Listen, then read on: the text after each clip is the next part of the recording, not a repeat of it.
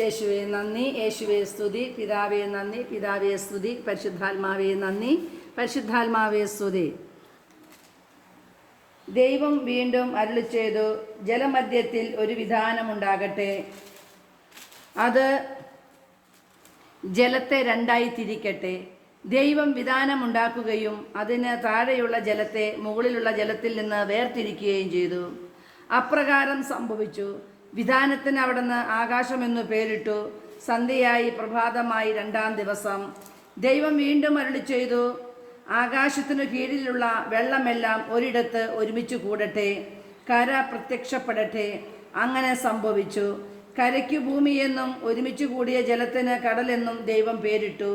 അത് നല്ലതെന്ന് അവിടുന്ന് കണ്ടു. ദൈവം അരുളിച്ചെയ്തു, ഭൂമി എല്ലാത്തരം ഗരിത സസ്യങ്ങളും ധാന്യച്ചെടികളും വിത്തുകൾ കൊണ്ടുള്ള ഫലങ്ങൾ കായ്ക്കുന്ന വൃക്ഷങ്ങളും മുളപ്പിക്കട്ടെ. അങ്ങനെ സംഭവിച്ചു.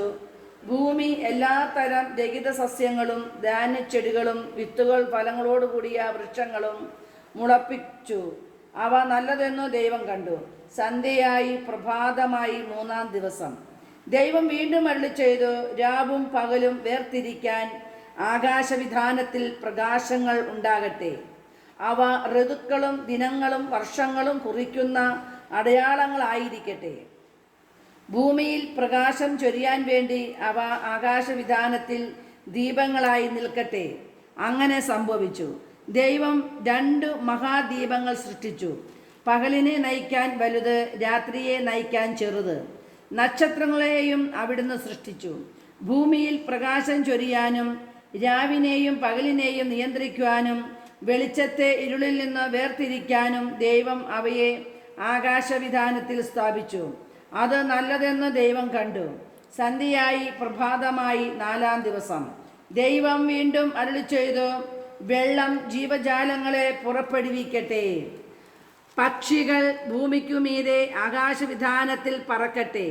അങ്ങനെ ദൈവം ഭീമാകരങ്ങളായ ജലജന്തുക്കളെയും കടലിൽ പറ്റം ചേർന്ന് ചരിക്കുന്ന സകലവിധ ജീവികളെയും എല്ലാത്തരം പക്ഷികളെയും സൃഷ്ടിച്ചു. അവ നല്ലതെന്ന് അവിടുന്ന് കണ്ടു. ദൈവം അവയെ ഇങ്ങനെ അനുഗ്രഹിച്ചു, സമൃദ്ധമായി പെരുകി കടലിൽ നിറയുവിൻ, പക്ഷികൾ ഭൂമിയിൽ പെരുകട്ടെ. സന്ധ്യയായി പ്രഭാതമായി അഞ്ചാം ദിവസം. ദൈവം വീണ്ടും അരുളിച്ചെയ്തു, ഭൂമി എല്ലാത്തരം ജീവജാലങ്ങളെയും കന്നുകാലികൾ, ഇഴജന്തുക്കൾ, കാട്ടുമൃഗങ്ങൾ ഇവയെ പുറപ്പെടുവിക്കട്ടെ. അങ്ങനെ സംഭവിച്ചു. അങ്ങനെ ദൈവം എല്ലാ ഇനം കാട്ടുമൃഗങ്ങളെയും കന്നുകാലികളെയും ഇഴജന്തുക്കളെയും സൃഷ്ടിച്ചു. അവ നല്ലതെന്ന് അവിടുന്ന് കണ്ടു. Praise the Lord. ഹല്ലേലൂയ.